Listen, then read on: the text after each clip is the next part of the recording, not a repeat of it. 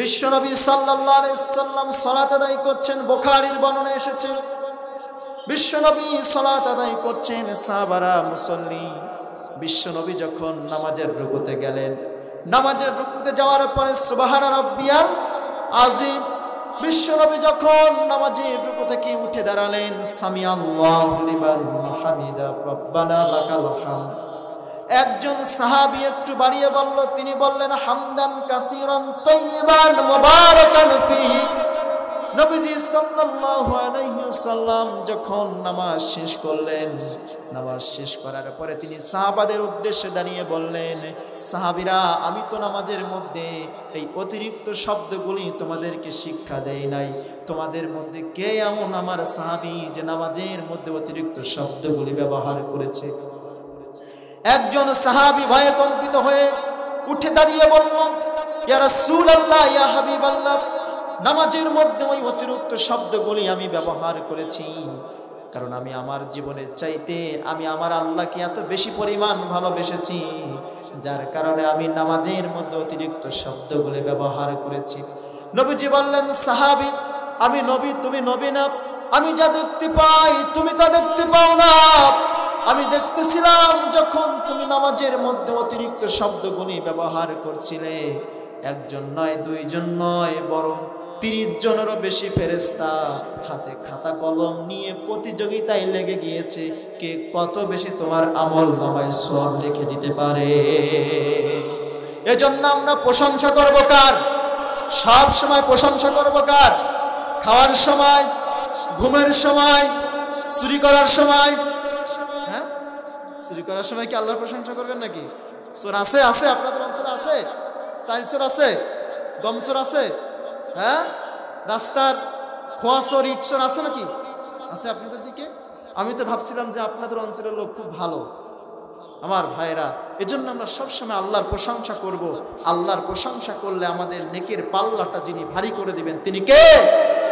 আসুন আমরা দুরূদ ও সালাম পাঠ করছি বিশ্ব মানবতার মুক্তির দিশারি উম্মতের কান্ডারি আখির জামানার নবী, যে নবী ছিলেন সর্বকালের সর্বশ্রেষ্ঠ মহামানব, যে নবী ছিলেন সর্বকালের সর্বশ্রেষ্ঠ মহান নেতা, যে নবী ছিলেন সর্বকালের সর্বশ্রেষ্ঠ মহান রাজনীতিবিদ, যে নবী ছিলেন সর্বকালের সর্বশ্রেষ্ঠ মহান রাষ্ট্রনায়ক, সেই নবীর প্রতি আমরা দুরূদ ও সালাম পাঠ করছি, সকলে পড়ছি সাল্লাল্লাহু আলাইহি সাল্লাম।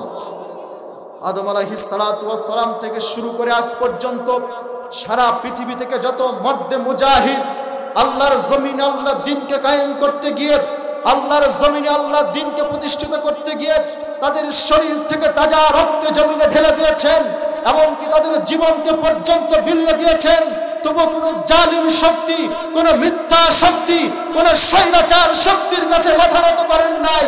সেই সকল শহীদদের সর্বোচ্চ রূহের মাগফিরাত কামনা করছি, সকলে পড়ছি আল্লাহুম্মা আমিন।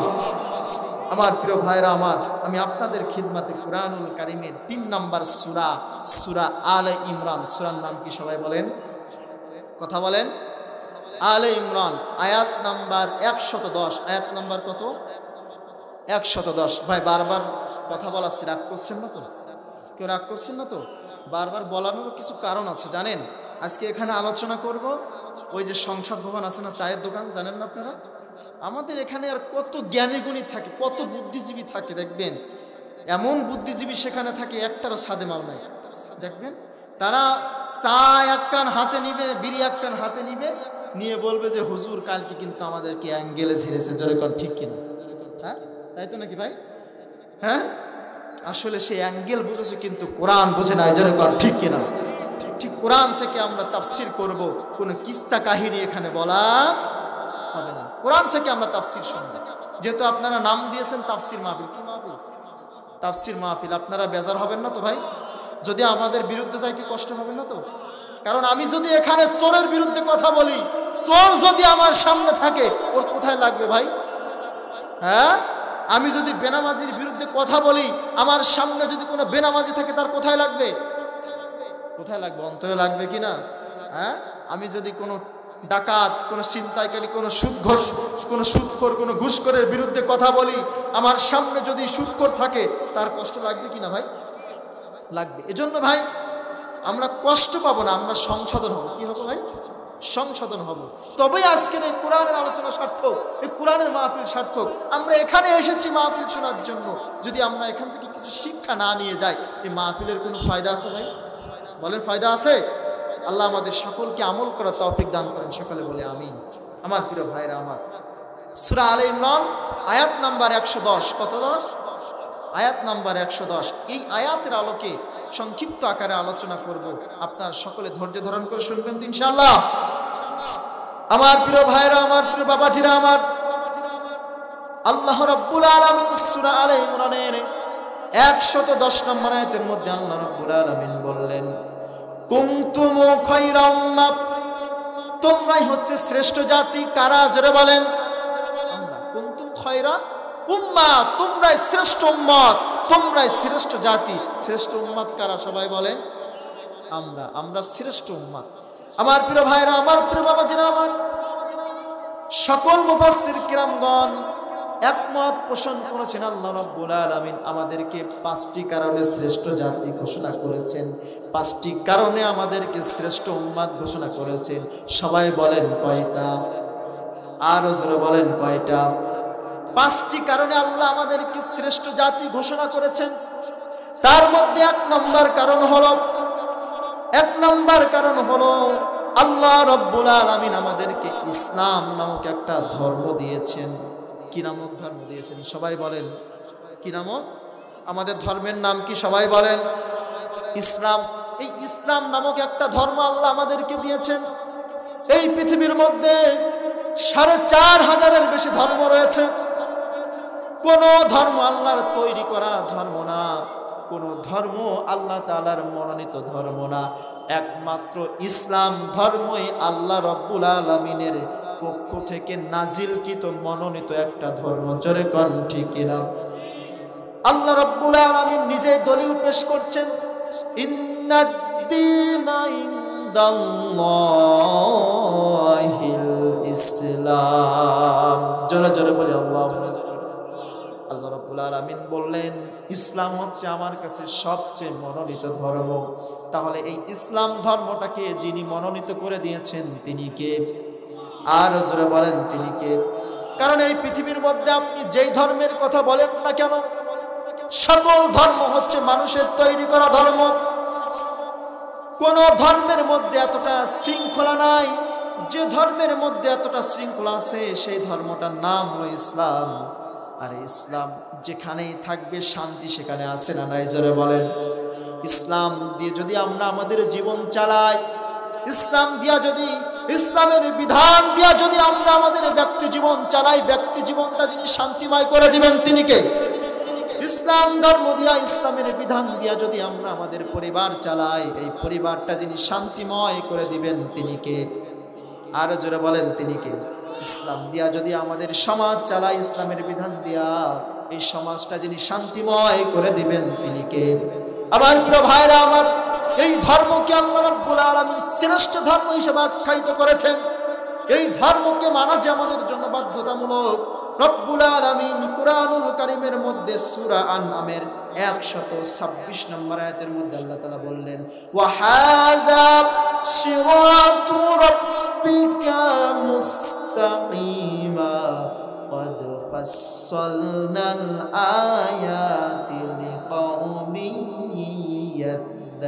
يذكرون। জোরে জোরে বলি আল্লাহু আকবার। আর জোরে বলি আল্লাহু আকবার। আমার আল্লাহ রাব্বুল আলামিন বললেন, আর এটাই হচ্ছে আমি ইসলাম ধর্মকে আমি তোমাদের উপদেশ গ্রহণ করার জন্য আমি আল্লাহ সৃষ্টি করে দিয়েছি। তাহলে আমাদের ধর্মের নাম কি? ইসলাম। এই ইসলামের বাইরে গিয়ে যদি আমরা আমাদের জীবনটাকে চালাই, ইসলাম ধর্মের বাইরে গিয়ে যদি আমরা অন্য কোনো মতাদর্শে যদি আমরা গ্রহণ করি, আমাদের জীবনের সব আমলকে যিনি বরবাদ করে দিবেন তিনি কে? তাহলে ইসলামের বাইরে যাওয়া যাবে? ইসলাম আছে যেদিকে আমরা থাকবো, ইসলাম নাই যেদিকে আমরা নাই। রব্বুল আলামিন বললেন, যারা ইসলামের বাইরে গিয়ে জীবন চালাবে, ইসলামের বাইরে গিয়ে, ইসলাম ধর্মের বাইরে গিয়ে যারা অন্য মতাদর্শকে যারা গ্রহণ করবে তাদের পরিণাম কি হতে পারে?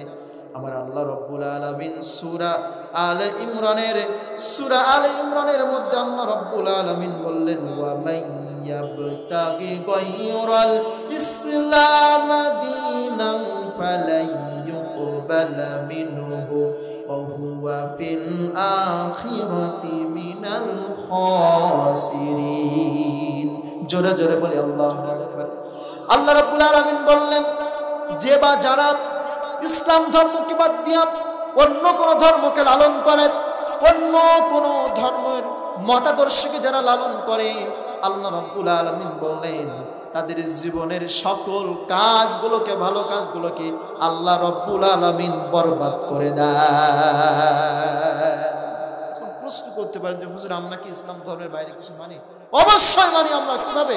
আমাদের কৃষ্টি কালচার সবকিছু ইসলামের বাইরে, যেরকম ঠিক কিনা? হ্যাঁ, এই যে গতকালকে যে দিনটা পার হয়েছে 25শে ডিসেম্বর, খ্রিস্টানদের ধর্মীয় উৎসব ছিল, কথা বলেন না? এই যে আমাদের জিকরগাছা উপজেলা আছেন আপনাদের পার্শ্ববর্তী, জিকরগাছা উপজেলা শিমুলিয়া অঞ্চলের একটা নাম শুনেছেন না আপনারা? হ্যাঁ, শিমুলিয়া মিশন পাড়া বলে। কি পাড়া বলে সেখানে? আমরা খাস বাংলায় বলি মুসিপাড়া। কি বলেন? হ্যাঁ, মুসিপাড়া। সেখানে খ্রিস্টান আর কত বলবেন ভাই? আপনার আমার মতো মুসলমানের সন্তানেরাই সেখানে বেশি গিয়েছে, যেরকম ঠিক কিনা? হ্যাঁ, তাই তো নাকি? শুধু কি তাই নাকি? হিন্দুদের পূজা হয় কি হয় না? কথা বলেন। হিন্দুদের পূজার মধ্যে আপনার আমার মুসলমানের সন্তান সেখানে যায় কি যায় না? কোনদিন বাবা হিসাবে একদিন খোঁজ নিয়েছেন, বাবা তুমি কোথায় যাও? এটা তো তোমার ধর্মের উৎসব না। আমার ভাইরা, আমি আপনাদের কাছে জানতে চাই, কোন হিন্দু ঘরের সন্তান মুসলমানদের ঈদগাহে কোনদিন নামাজ পড়তে এসেছে নাকি? জোরে বলেন। হ্যাঁ, আমাদের তো লজ্জা থাকা উচিত আমাদের। আমরা কিভাবে হিন্দুদের ধর্ম পালন করার জন্য যাই, আমরা কিভাবে খ্রিস্টানদের ধর্ম পালন করার জন্য যাই, আমাদের লজ্জা থাকা উচিত। আবার বলে যে আমি খুব বড় ইমানদার। কথা বলেন না কেন? হ্যাঁ, তুমি কি ইসলাম ধর্ম মানো? তুমি তো ইসলাম ধর্মের মতাদর্শের বাইরে তুমি চলো। তোমার কৃষ্টি কালচার, তোমার সব কিছু চলে ইসলামের বিরুদ্ধে, যেরকম ঠিক কিনা? তোমার ব্যক্তি জীবনের কথাগুলো ইসলামের বিরুদ্ধে, তোমার ব্যক্তি জীবনের কথাগুলো আলেম ওলামার বিরুদ্ধে, তোমার ব্যক্তি জীবনের কথাগুলো আল্লাহওয়ালা নবীওয়ালাদের বিরুদ্ধে, যেরকম ঠিক কিনা? ভাইরা আমার, এর জন্য বাঁচতে যদি হয় ইসলামের পক্ষে থাকবো না বিপক্ষে থাকবো? ভাই সবাই বলেন, পক্ষে থাকবো না বিপক্ষে থাকবো? এই জন্য ইসলামের পক্ষে আমরা কারা কারা থাকতে রাজি আছি? তুই হাত তুলে আল্লাহকে জাগাই। নারায়ে তাকবীর, নারায়ে তাকবীর। আল কোরআনের আলো, আল কোরআনের আলো, নারায়ে তাকবীর। আল্লাহ আমাদেরকে ইসলামের জন্য কবুল করেন, সকলে বলে আমিন। আমার প্রিয় ভাইরা, আমার প্রিয় বাবাজিরা, আমার খেয়াল করুন, লক্ষ্য করে শুনুন। তাহলে আল্লাহ রাব্বুল আলামিন বললেন ইসলাম ধর্মের বাইরে গিয়ে যদি আমরা আমাদের জীবনকে চালাই, তাহলে আমাদের জীবনের সব আমলগুলোকে আল্লাহ তাআলা বরবাদ করে দিবেন। এজন্য ইসলামের বাইরে চলা যাবে না। তাহলে মনে আছে তো বিষয়, আমরা কেন শ্রেষ্ঠ জাতি? 1 নাম্বার কারণ হলো আল্লাহ আমাদেরকে ইসলাম নামক একটা ধর্ম দিয়েছেন। 2 নাম্বার কারণ, কয় নাম্বার? আল্লাহ আমাদেরকে মুসলমান বানিয়েছেন। কি বানিয়েছেন? সুবহানাল্লাহ বলবেন না? এই পৃথিবীতে 800 কোটি মানুষের বসবাস, তার মধ্যে মাত্র 180 কোটি মানুষ মুসলমান, বাকি 620 কোটি মানুষ অন্য ধর্মের লোক। তাহলে বুঝতে হবে ওই 180 কোটির মধ্যে আপনাকে আমাকে আল্লাহ রব্বুল আলামিন বাছাই করে মনোনীত করে মুসলমান বানিয়ে দিয়েছে। ভাই সে তো সুবহানাল্লাহ তো সুন্দর করে বললাম, এখন আমরা মুসলমান আছি তো ভাই? আমরা তো এখন নামে মুসলমান, কাজে মুসলমান আছে নাকি? মুখে মুখে আমরা ইমানদার দাবি করি, কিন্তু কাজ সব ইমানের বিপক্ষে। মুখে মুখে আমরা ইমানদার দাবি করি। আল্লাহ রাব্বুল আলামিন বললেন কোরআনুল কারীমে সূরা আল বাকারা আর 8 নম্বর আয়াতে আল্লাহ তাআলা বললেন ওয়া মিনান নাসি মান ইয়াকুলু আমান্না বিল্লাহি ওয়া বিল ইয়াউমিল আখির ওয়া মা হুম বিমুমিনিন।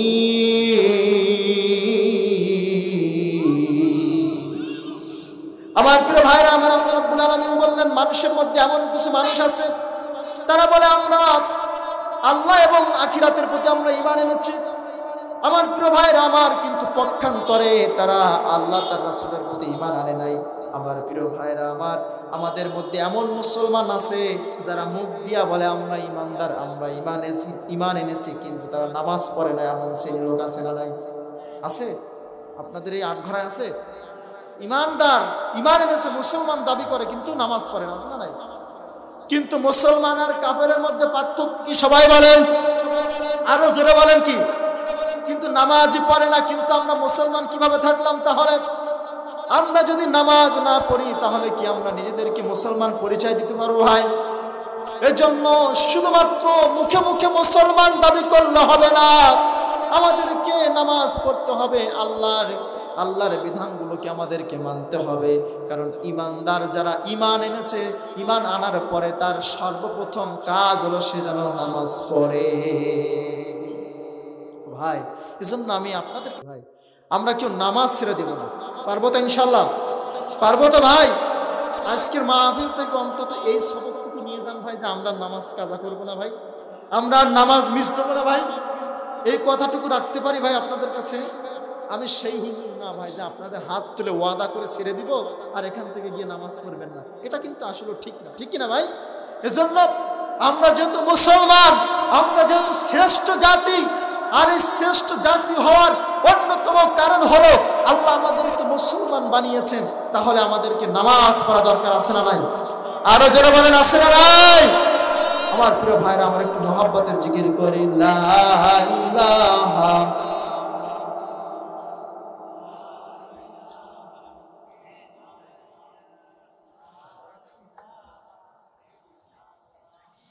লা ইলাহা লা ইলাহা। পাখির গানে গানে, হাওয়ার তানে তানে, পাখির গানে গানে, হাওয়ার তানে তানে, ওই নামেরই সুর শোনা যায়, ওই নামেরই সুর শুনে মন হলো পাগল পারা। লা ইলাহা লা ইলাহা লা ইলাহা ইল্লাল্লাহু মুহাম্মাদুর রাসূলুল্লাহ।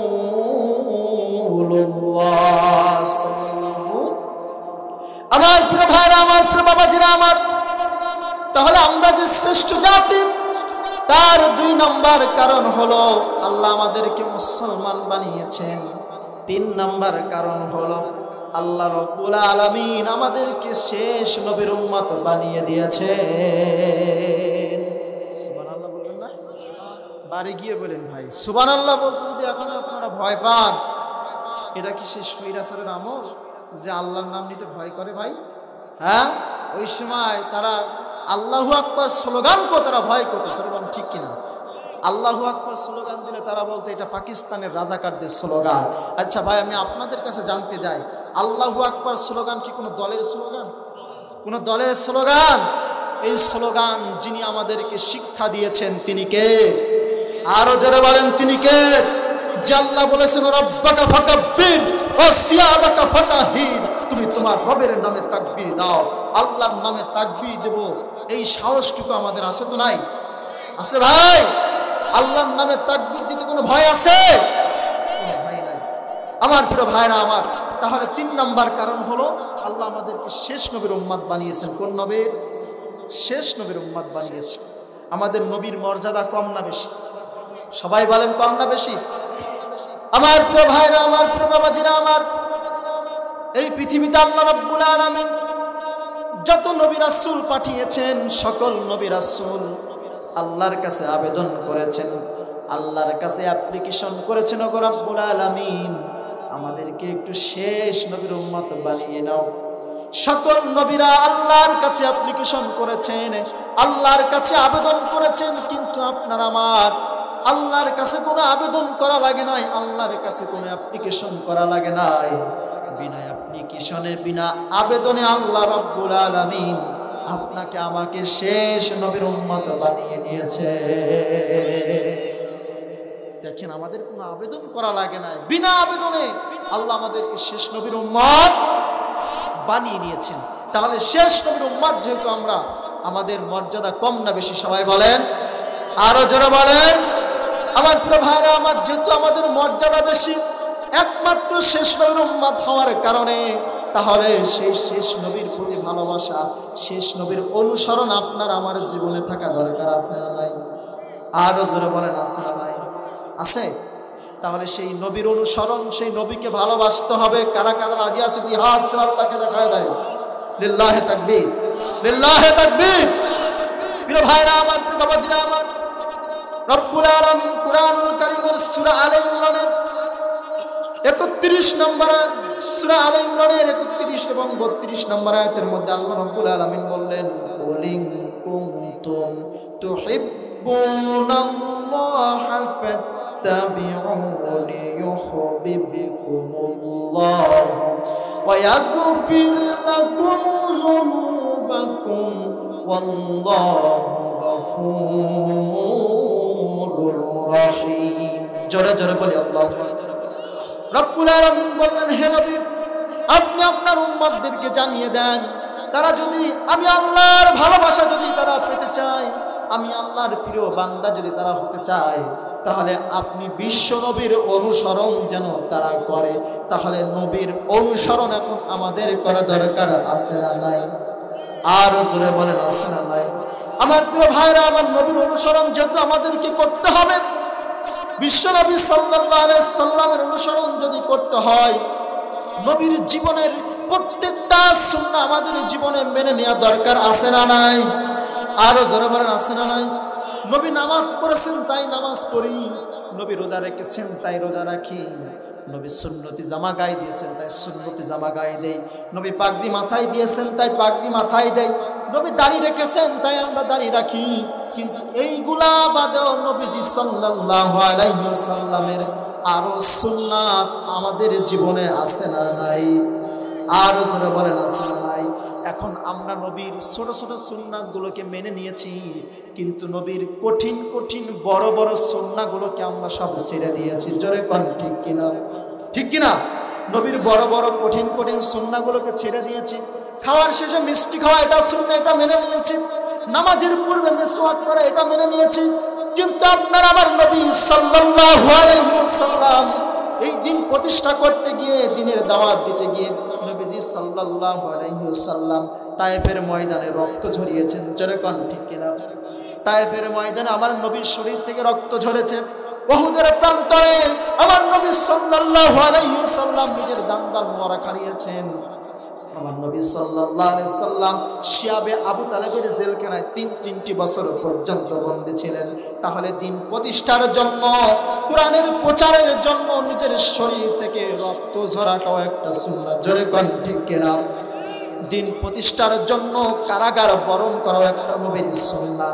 তুমি সারা জীবন নবীর আশিক দাবি করো, নবীর সবচেয়ে বড় প্রেমিক দাবি করো, কিন্তু নবীর কঠিন কঠিন সুন্নাহগুলোকে তুমি ছেড়ে দাও, তুমি কোনোদিন নবীর আশিক হতে পারো না। ঠিক কিনা ভাই? শুধুমাত্র নবীর প্রেমে চোখের পানিতে যায় নামাজ ভিজিয়ে দিলেই নবী প্রেমিক হওয়া যায় না। রাসূলের প্রেমে আবির্ভূত হয়ে চোখের পানি ঝরালো নবীর প্রেমিক হওয়া যায় না। লক্ষ কোটি মুসলমানের উপর বুকের বসে যারা আমার নবীকে গালি দেয়, যারা আমার প্রিয় রাসূলকে গালি দেয়, তাদের বিরুদ্ধে প্রতিবাদ প্রতিরোধ গড়ে তোলাটাই হলো রাসূলের প্রতি ভালোবাসা। যেরকম ঠিক কিনা? প্রিয় ভাইরা আমার, এখন আমরা তো নবীকে ভালোবাসি, রবিউল আউয়াল আসে, আমরা কিছু জিলাপি কিনি কিংবা খিচুড়ি রান্না করে আমরা একটু দোয়া অনুষ্ঠান করি।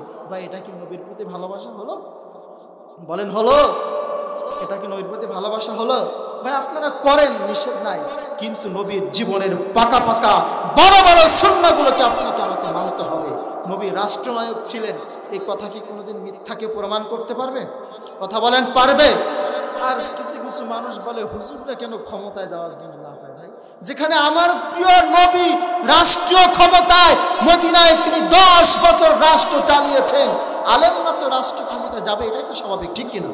হ্যাঁ, কিন্তু তোমরা ফতোয়া ছাড়ো কেন আলেমরা ক্ষমতার জন্য লাফায়? ভাই ক্ষমতা ছাড়া, রাষ্ট্রীয় ক্ষমতা ছাড়া কোনোদিন চোর, ডাকাত, দুর্নীতিবাজ এগুলো মুক্ত করা সম্ভব হবে?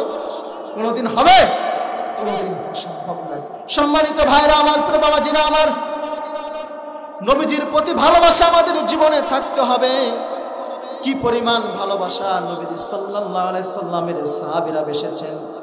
বিশ্বনবী সাল্লাল্লাহু আলাইহি সাল্লামের একজন মহিলা সাহাবী, তিনি সংবাদ পেলেন বিশ্বনবী সাল্লাল্লাহু আলাইহি সাল্লাম উহুদের প্রান্তরে তিনি মারা গিয়েছেন, ইন্তেকাল করেছেন।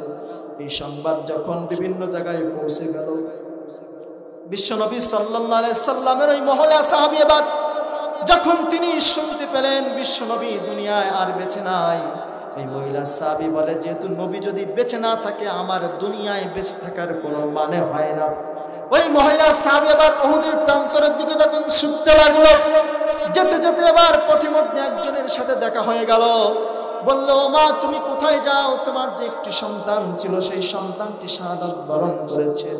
মহিলা সাহাবী বলে, আমার একটা সন্তান শাহাদাত বরণ করেছে, এটা আমি জানতে চাই না, আমি জানতে চাই আমার প্রিয় নবী দুনিয়াতে বেঁচে আছে নাকি।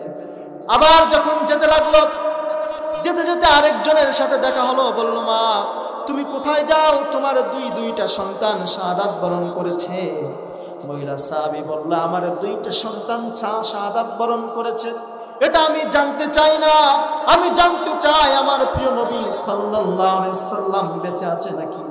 আবার যখন যেতে লাগলো, মহিলা সাহাবী বলল, যেতে যেতে আরেকজনের সাথে দেখা। বলল, মা তুমি কোথায় যাও? তোমার দুইটা সন্তান সহ তোমার স্বামী পর্যন্ত শাহাদাত বরণ করেছে।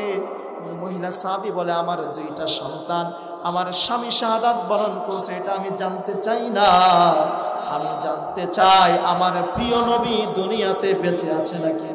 মহিলা সাহাবী এবার যখন উহুদের প্রান্তরে পৌঁছে গেল, গিয়ে দেখে আমার প্রিয় নবী রক্তাক্ত অবস্থায় পড়ে আছে, আমার প্রিয় নবী দুনিয়াতে বেঁচে আছে। এবার মহিলা সাহাবী বলে, আজকে আমার সবচাইতে আনন্দের সংবাদ হলো আমার স্বামী মারা গিয়েছে, আমার দুইটা সন্তান শাহাদাত বরণ করেছে, আমার দুঃখ নাই, কারণ আমার প্রিয় নবী এই দুনিয়াতে বেঁচে আছে। এটাই তো নবীর প্রতি ভালোবাসা। হ্যাঁ, শুধু কি তাই ভাই? আফগানিস্তানের দুইটা সন্তান ছিল, তার নাম ছিল আহম্মদ, আরেকজনের নাম ছিল মোহাম্মদ। ভারতের একজন লেখক ছিল, লেখকের নাম ছিল ভোলানাথ রায়। কি নাম ছিল জোরে বলেন?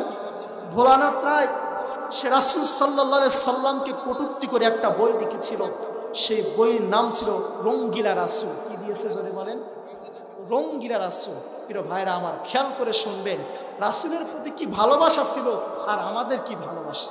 আমরা তো শুধুমাত্র জুব্বা এক কান গায়ে দেই, পাগড়ি এক কান মাথায় দিয়েই মনে করি আমি খুব বড় রাসূলের প্রেমিক, অথচ কোনোদিন তাদের অন্তরে এমন স্বপ্ন জাগ্রত হয় না আল্লাহর জমিনে আল্লাহ দ্বীন কায়েম করতে হবে, যেরকম ঠিক কিনা। প্রিয় ভাইরা আমার, ওই দুই সন্তান যখন এই যে রঙ্গিলা রাসূল বইটা যখন হাতে পেল, সেই বইটার মধ্যে তিনি লেখা পেলেন তারা, যে সেখানে উল্লেখ করেছে, ভোলানাথ রায় সেই বইতে উল্লেখ করেছে যে মুহাম্মাদের চরিত্র যদি এত ভালোই হবে তাহলে আয়েশার মতো 7 বছরের নারীকে কেন বিয়ে করলো? সবাই বলে নাউজুবিল্লাহ। শুধু তাই নয়, বলেছে মুহাম্মাদের চরিত্র যদি এতই ভালো হবে তাহলে খাদিজার মতো 40 বছরের বুড়িকে কেন বিয়ে করলো? এমন ধরনের মন্তব্য যখন আমার প্রিয় নবীকে নিয়ে করেছে, আফগানিস্তানের ওই দুইজন সন্তানের তখন মাথা খারাপ হয়ে গেল। আহারে, আমাদের নবীর বিরুদ্ধে এত বড় কটূক্তি করেছে। আফগানিস্তানের দুই সন্তান এবার কি করলো? তারা ভারতের উদ্দেশ্যে যাত্রা শুরু করলো।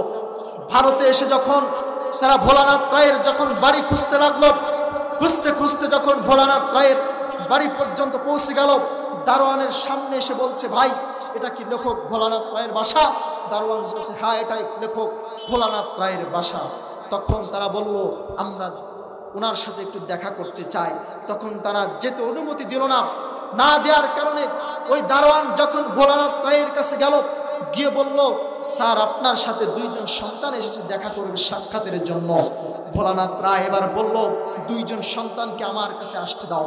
এবার যখন দুইজন সন্তান ওই ভোলানাথ রায়ের কাছে গেল, গিয়ে তারা জিজ্ঞাসা করলে, আপনি কি ভোলানাথ রায়? বলল, হ্যাঁ অবশ্যই আমি ভোলানাথ রায়। আপনি কি বইটা লিখেছেন? বলল, হ্যাঁ আমি বইটা লিখেছি। আপনি কি রাসূলের বিরুদ্ধে এই কথাটি লিখেছেন? বলছে, হ্যাঁ আমি লিখেছি। সাথে সাথে এক ভাইয়ের হাত থেকে ছুরি বের করে ওই ভোলানাথ রায়কে সেখানে হত্যা করেছে, সেখানে হত্যা করেছে। এবার যখন তারা ভারতবর্ষ যখন তারা গ্রেফতার হয়ে গেল, হত্যা মামলার আসামি হয়ে যখন গ্রেফতার হয়ে গেল, কিন্তু তাদের পক্ষে কোনো আইনজীবী নিযুক্ত হলো না, তাদের পক্ষে কোনো আইনজীবী রাজি হলো না। কারণ তাদেরকে বলা হলো যে তোমরা একটিবার শুধু স্বীকার করবে আমরা ভোলানাথ রায়কে হত্যা করি নাই, তাহলে আমরা তোমাকে রক্ষা করব। শেষ পর্যন্ত তাদের পক্ষে একজন আইনজীবী দাঁড়িয়েছিল, সেই আইনজীবীর নাম হলো শেরে বাংলাকে ফজলুল হক। শেরে বাংলাকে ফজলুল হক যখন তাদের পক্ষে আইনজীবী হয়ে দাঁড়ানোর পরে তাদেরকে বলেছিল, আহম্মদ এবং মুহাম্মদ, তোমাদের কাছে আমার একটা রিকোয়েস্ট, তোমরা একটিবার শুধু বলবে আমরা ভোলানাথ রায়কে হত্যা করি নাই। তখন ওই দুই সন্তান যুবক বালক তারা বলল, আমাদের শরীরে এক বিন্দু রক্ত থাকতে কোনোদিন বাতিল শক্তির কাছে মাথা নত করব না। আমরা যেহেতু রাসূলের প্রেমে আমরা আফগানিস্তান থেকে আমরা ভারতে ছুটে এসেছি, কাজে আমাদের জীবন যাবে, সব যাবে, তবু আমরা মিথ্যা কথা আমাদের মুখ থেকে আমরা বের করতে পারবো না। তার ঠিক নজির যেমন দিয়েছেন বাংলার জমিনে শহীদ আলী আহসান মোহাম্মদ মুজাহিদ, বাংলার জমিনে তার নজির দেখিয়েছেন মাওলানা মতিউর রহমান নিজামী, তার প্রমাণ নজির দেখিয়েছেন মাওলানা আব্দুল কাদের মোল্লা, ফাঁসির কাস্টে ঝুলেছেন, তবুও মিথ্যা শক্তি স্বৈরাচার শক্তির কাছে মাথা নত করেন নাই। জোরে কান ঠিক কিনা? প্রিয় ভাইরা আমার, এর জন্য রাসূলকে যদি আমরা প্রকৃত পক্ষে ভালোবেসে থাকি, আমাদেরকে সব সময় জেগে উঠতে হবে। রাসূলের প্রেমে শুধুমাত্র জায়নামাজ ভিজালে হবে না, রাসূলের সুন্নাহকে বাস্তবায়ন করার জন্য আমাদেরকে সংগ্রাম করতে হবে। যেরকম ঠিক কিনা? প্রিয় ভাইরা আমার, তাহলে যে আলোচনা করতেছিলাম মনে আছে তো বিষয় আপনাদের? কি বলেন তো, আমরা কেন শ্রেষ্ঠ জাতি? তার 3 নম্বর কারণ হলো আল্লাহ আমাদেরকে শেষ নবীর উম্মত বানিয়েছেন। 4 নম্বর কারণ হলো আল্লাহ আমাদেরকে কোরআন নামক একটা গ্রন্থ দিয়েছেন। চিল্লায় বলেন আল্লাহু আকবার। এই কোরআনকে আপনারা পেয়ে খুশি না বেজার? সবাই বলেন তো। এই কোরআনকে মানবো তো আমরা ইনশাআল্লাহ। হুজ্জাতুল্লাহ আলাই, আপনি যদি এই কোরআনের পক্ষে থাকেন আপনি জান্নাতি, আপনি যদি এই কোরআনের বিপক্ষে যান আপনি জাহান্নামী। একদম সাফ কথা। এখন আমি আপনাদের কাছে জানতে চাই, ভাই বাঁচতে যদি হয় কোরআনকে নিয়ে বাঁচতে রাজি আছি কারা কারা? যদি হাত তুলে দেখেন। মরতে যদি হয় কোরআনকে নিয়ে মরতে রাজি আছি কারা কারা? লিল্লাহি তাকবীর, নারায়ে তাকবীর। আল কোরআনের আলো, আল হাদিসের আলো, আমার নেতা তোমার নেতা, নারায়ে তাকবীর। আল্লাহ আমাদের সকলকে কোরআনের জন্য কবুল করেন, সকলে বলে আমিন। আমার প্রিয় ভাইরা, আমার প্রিয় বাবাজিরা আমার, এজন্য আমাদের জীবনে কোরআনের উপরে আমল থাকতে হবে, কোরআনকে আমাদের জীবনে মানতে হবে। কারণ কোরআন দিয়া যদি আমরা আমাদের ব্যক্তি জীবন চালাই, এই কোরআন দিয়া যদি আমাদের ব্যক্তি জীবন যদি আমরা চালাই, আমাদের ব্যক্তি জীবনে কোনো ভুল থাকবে না। থাকতে পারে নাকি? জোরে বলেন। কোরআন দিয়া যদি আমরা আমাদের পরিবার চালাই, আমাদের পরিবার জীবনে কোনোদিন অশান্তি থাকবে না। আমি আপনাদের কাছে জানতে চাই, ভাই এখন বর্তমানে পরিবারের মধ্যে অশান্তি আছে না নাই? জোরে বলেন, আরো জোরে বলেন, আছে না নাই? পরিবারের মধ্যে অশান্তি, সমাজের মধ্যে অশান্তি আছে না নাই? কারণ আমাদের সমাজ চলে, আমাদের সমাজ যদি কোরআন দিয়া চলতো তাহলে সমাজের মধ্যে কোনো অশান্তি থাকতো না। আমাদের রাষ্ট্রের মধ্যে অশান্তি আছে না নাই? জোরে বলেন, আছে। যদি আজকে এই কোরআন দিয়া যদি আমরা আমাদের রাষ্ট্রটাকে যদি পরিচালনা করতে পারতাম, ভাই অবশ্যই গোটা রাষ্ট্রটা যিনি শান্তিময় করে দিতেন তিনি কে? আমার প্রিয় ভাইরা আমার, এজন্য বাঁচতে যদি হয় কোরআনকে নিয়ে বাঁচতে হবে। এই কোরআন আমাদেরকে আমাদের জীবনে প্রতিষ্ঠিত করতে হবে। কোরআন যদি আমরা আমাদের জীবন, কোরআন দিয়ে যদি আমরা আমাদের জীবনকে চালাতে পারি, আমাদের পরিবার, সমাজ, রাষ্ট্র সকল ক্ষেত্রে যদি এই কোরআনের বাস্তবায়ন যদি আমরা করতে পারি, আমরা আল্লাহর কাছে আমরা আল্লাহর আল্লাহর সবচাইতে প্রিয় বান্দা হিসেবে আমরা পরিচয় দিতে পারবো। কিন্তু এখন যদি একটু বাস্তবতার সাথে আমরা মিলাই, আমাদের সব কিছু কোরআনের বিরুদ্ধে চলে কি চলে না, জোরে বলেন। সব কিছু কোরআনের বিরুদ্ধে চলে না পক্ষে চলে? সবাই বলেন। আপনারা ভয় পাচ্ছেন কথা বলতে? হ্যাঁ, তাহলে কথা বলছেন না কেন? প্রিয় ভাইরা আমার, এজন্য কোরআনের পক্ষে আমরা থাকবো। কোরআনের পক্ষে যদি সত্য কথাগুলো আমরা বলবো, কোরআনকে প্রতিষ্ঠা করার জন্য প্রয়োজনে আমরা আমাদের জীবন থেকে, শরীর থেকে রক্ত এই জমিনে ঢেলে দেবো, ঠিক কিনা? একটু জিকির করি, লা ইলাহা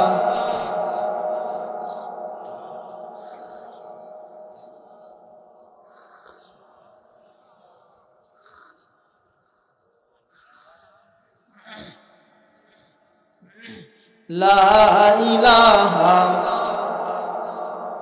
লা ইলাহা লা ইলাহা ইল্লাল্লাহু মুহাম্মাদুর রাসূলুল্লাহ সাল্লাল্লাহু।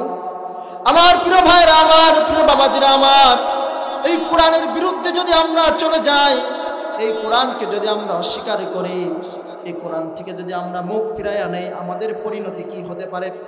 আল্লাহ রাব্বুল আলামিন সূরা তাহার 124 এবং 25 নম্বর আয়াতের মধ্যে আল্লাহ রাব্বুল আলামিন বললেন, ওয়ামান আ'রাদা আন যিকরি ফাইন্না লাহু মাঈশাতান দানকাও ওয়া নাহশুরুহু ইয়াওমাল কিয়ামাতি আ'মা ক্বালা রাব্বিল মাহশারতানি আ'মা قد أعمى وقد كنت بصيرا قال كذلك أتتك آياتنا فنسيتها وكذلك اليوم تنسى। জোরে জোরে বলে আল্লাহু আকবার। আমার প্রিয় ভাইরা, আমার প্রিয় বাবাজিরা আমার, আল্লাহ রাব্বুল আলামিন বললেন, যারা আমার এই কোরআন থেকে মুখ ফিরাইয়া নিবে, আমার এই কোরআন থেকে যারা সরে যাবে, আমার এই কোরআনকে যারা মানবে না, আল্লাহ তাআলা বললেন কিয়ামতের দিন আমি তাদেরকে অন্ধ করে উঠাবো। কি করে উঠাবেন আল্লাহ? জোরে বলেন। অন্ধ করে উঠাবে। অন্ধ করে উঠার পরে তখন তারা আল্লাহকে বলবে, আল্লাহ দুনিয়ার জীবনে তুমি আমাদেরকে চক্ষু দিয়েছিলে, আল্লাহ আমরা তো সব কিছু দেখতে পেতাম, আজকে কেন তুমি আমাদেরকে অন্ধ করে উঠিয়েছো?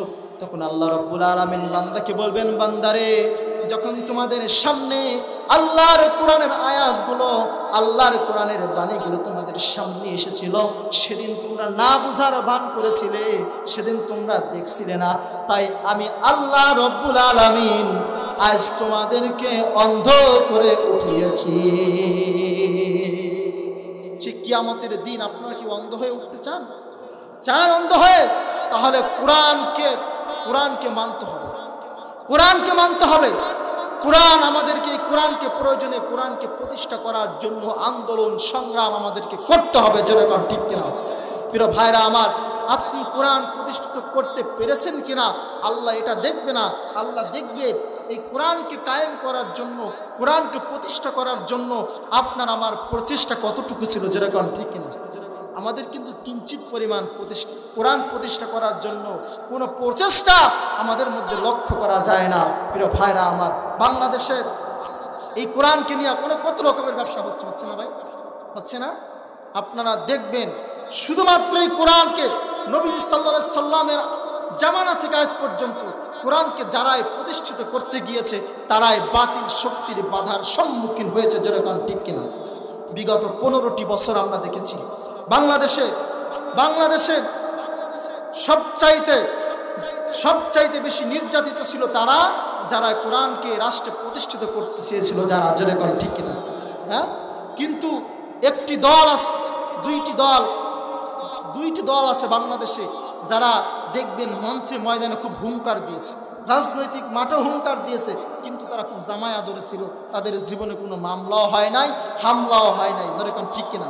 দলের নামটা আমি বললাম না, আপনারা একটু শুনে নেবেন, বুঝে নেন আপনারা, কারণ সব কিছু বলতে নাই, একটু বুঝে নেন। অথচ তারা হুঙ্কার দিয়েছে, স্বৈরাচারের বিরুদ্ধে হুঙ্কার দিয়েছে, কিন্তু তাদেরকে কোনোদিন ধরেও নাই, বরং তাদেরকে আরো জামায় আদর করেছে। তাদের আমল নামা ঘুরে দেখবেন 15 বছর তাদের আমল নামায় কোনো মামলা নাই, যেরকম ঠিক কিনা? আছে না? আছে না? বুঝে নেবেন কারা প্রকৃত পক্ষে। ইমাম তাইমিয়া রাহমাতুল্লাহ আলাইহি বলেন, তোমরা যদি সত্য দলকে যদি তোমরা চিনতে চাও, তোমরা শুনে রাখো, তোমরা যখন দেখবে যে দলের বিরুদ্ধে বাতিল শক্তি যেমন ষড়যন্ত্র করে, ইসলামী দলগুলো তার বিরুদ্ধে যদি ষড়যন্ত্র করে, বুঝতে হবে যার বিরুদ্ধে ষড়যন্ত্র করছে সেটাই হচ্ছে ওই জামানার সঠিক দল। যেরকম ঠিক কিনা ভাইরা আমার, দেখবেন এই দলটাকে নিয়ে অনেক ইসলামী দলগুলো ষড়যন্ত্র করেছে, ঠিক কিনা? কিন্তু আল্লাহ বলেছেন আল্লাহু খায়রুল মাকিরিন। আল্লাহ বলছেন তোমরা ষড়যন্ত্র করো আর আমি আল্লাহ ষড়যন্ত্রের উত্তম জবাব দানকারী। যেরকম ঠিক কিনা? আল্লাহ জবাব দিয়েছেন, আল্লাহ দিয়েছেন।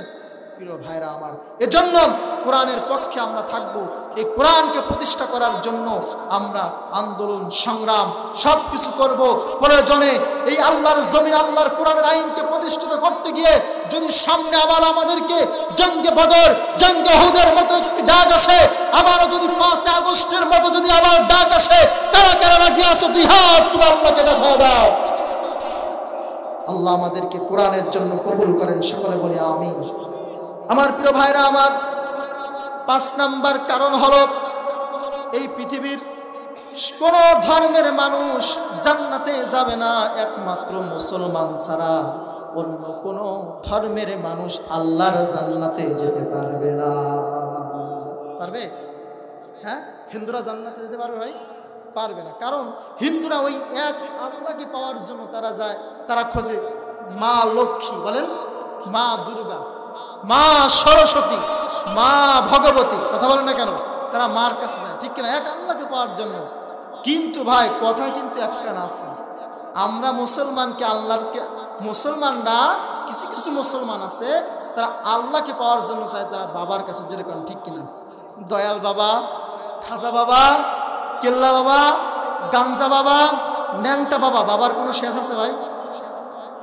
হিন্দুরা যদি আল্লাহর সাথে ওই শিরিক করার কারণে যদি জাহান্নামী হয়, ভাই আপনারা যদি ওই জান্নাতে যাওয়ার জন্য যদি বাবার কাছে যাই, আমরা বলছি জান্নাতে যাবো ভাই? যাবো ভাই? দেখবেন এমনও অনেক সন্তান আছে পীরের দরবারে গিয়ে সাজদা দেয় কি দেয় না। সম্মানিত ভাইরা আমার, সাজদা যিনি দেয়ার মালিক, যাকে সাজদা দিবেন তিনি কে? জোরে বলেন। মাথা যদি একজনের কাছে নত করতে হয় তিনি কে? জোরে বলেন। আল্লাহর কাছে আমাদেরকে মাথা নত করতে হবে। কোন পীরের দরবারে গিয়ে সাজদা দেয়া নিষেধ করেছেন কে? জোরে বলেন। আল্লাহ নিষেধ করেছেন। কারণ তারা পীরের মাজারে গিয়ে যেমন সাজদা করে, আবার পীরের পায়ের নিচে গিয়ে যেমন সাজদা করে, কি করে না? জোরে বলেন। কিন্তু রব্বুল আলামিন বলেন, যারা আমার সাথে শরীক স্থাপন করবে আমি আল্লাহ রব্বুল আলামিন তাদের জীবনের সব আমলগুলোকে বরবাদ করে দেব। ভাই আপনি যদি নামাজ পড়েন, রোজা রাখেন, যাই কিছু করেন না কেন, আপনি যদি পীরের দরবারে গিয়ে সাজদা করেন, শিরকের সাথে যদি আপনি লিপ্ত থাকেন, আপনার আমল আল্লাহ রব্বুল আলামিন কবুল করবে। ভাই আমার আলোচনা বুঝতেছেন তো আপনারা? আমি কিন্তু পয়েন্ট আকার আলোচনা করেছি, 5টা পয়েন্ট মনে আছে তো? আল্লাহ কেন আমাদেরকে শ্রেষ্ঠ জাতি ঘোষণা করেছেন? 1 নাম্বার, আল্লাহ আমাদেরকে ইসলাম নামক একটা ধর্ম দিয়েছেন। 2 নাম্বার, আল্লাহ আমাদেরকে মুসলমান বানিয়েছেন। 3 নাম্বার কারণ হলো আল্লাহ আমাদেরকে শেষ নবীর উম্মত বানিয়েছেন। 4 নাম্বার কারণ হলো আল্লাহ আমাদেরকে কোরআন নামক একটা গ্রন্থ দিয়েছেন। 5 নাম্বার কারণ হলো অন্য কোন ধর্মের লোক জান্নাতে যাবে না, একমাত্র মুসলমানরাই আল্লাহ জান্নাতে যাবে। সম্মানিত ভাইরা আমার, এজন্য সে প্রকৃত মুসলমান হতে চায় কি চায় না? আরো জোরে বলেন, চাই কি চাই না? এজন্য প্রকৃত মুসলমান মুমিন যদি আমরা হতে চাই, আল্লাহ বললেন আল্লাযীনা ইউমিনুনা বিল গায়বি ওয়া ইউকিমুনাস সালাতা ওয়া মিম্মা রাযাকনাহুম ইউনফিকুন। জোরে জোরে বলি আল্লাহু আকবার। আল্লাহ রাব্বুল আলামিন বললেন, আমার মুমিন বান্দা, আমার প্রিয় বান্দা তো যারা আল্লাযীনা ইউমিনুনা বিল গায়ব, যারা অদৃশ্যকে বিশ্বাস করে, ওয়া ইউকিমুনাস সালাত, নামাজ কায়েম করে, ওয়া মিম্মা রাযাকনাহুম ইউনফিকুন, এবং আমি তাদেরকে সম্পদ যে রিজিক দিয়েছি সেগুলো যেন আল্লাহর রাস্তায় ব্যয় করে।